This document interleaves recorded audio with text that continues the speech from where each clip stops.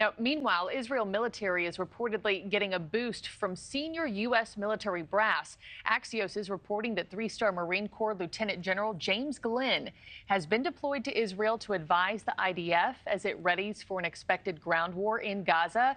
General Glynn previously commanded U.S. Marine Forces Special Operations Command, also known as MARSOC, from 2020 until 2022. And for more, let's bring in retired Marine Corps Reserve Colonel Mark Cancian, a senior advisor with the International Security Program at the Center for Strategic and International Studies. Colonel, it's good to have you on this morning. Before we get into the specifics on Lieutenant General Glynn, which I do want to talk about, just your top-line thoughts on the fact that it's day 18 of war, and we have yet to see a ground invasion that has been looming since the start. All signs have pointed to it being a go, but are you convinced it'll still happen? I think so. The way the Israelis have been massing their forces on the border indicates that they're serious about a ground war. It's not that surprising that they've waited this long. It takes a long time for militaries to bring that many reservists onto active duty to get them equipped.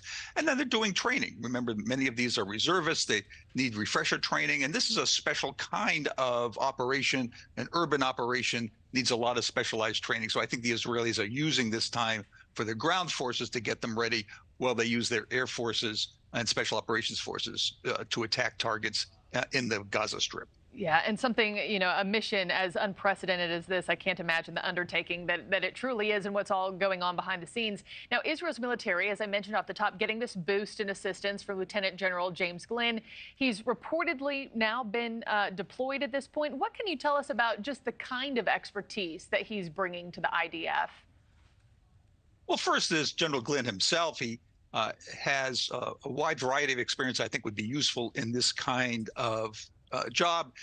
He's done 3 tours in special operations, so he's very familiar with that. But he's also worked in line operations as a line infantry officer. So that would be valuable for the Israelis because most of the units that are going to be operating here are regular line.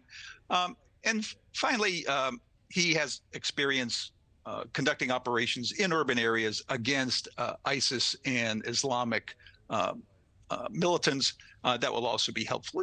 It's important to note also that the Israelis have a tremendous amount of experience here. So they don't need a lot of help from the United States, but there are a few things that we can be helpful with. Yeah, he's going in to flex some big muscles, that's for sure. Did you find it notable, though, that his deployment to Israel was made public? I imagine that was purposeful. And if so, what kind of message does that send to Hamas and anybody else considering getting involved in this fight? It is interesting that this was public. It could have been done covertly, very quietly. The United States announced it. The Israelis have announced it.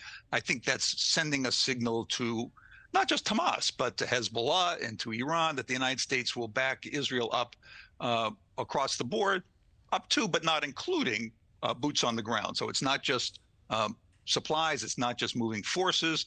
It's not just diplomatic support.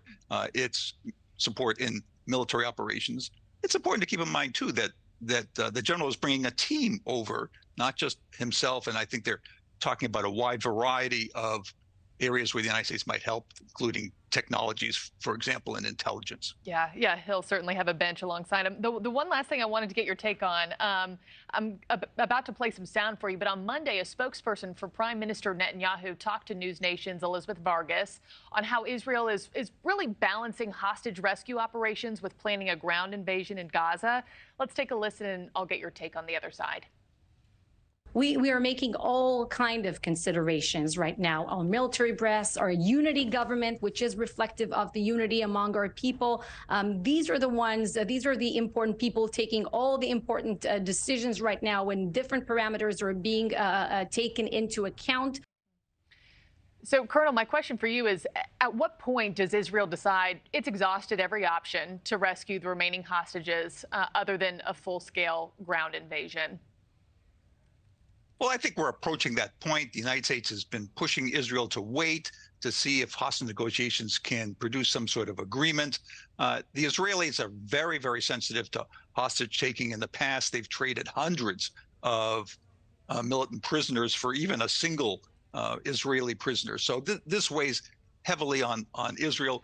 On the other hand, they know that they can't wait indefinitely, and Hamas hasn't indicated that they will give up the hostages. So I think they may give it a couple more days, but eventually they're going to have to act. Yeah. Thank you for watching. Go to newsnationnow.com to find NewsNation on your television provider. And don't forget to click the red subscribe button below to get more of NewsNation's fact-driven, unbiased coverage.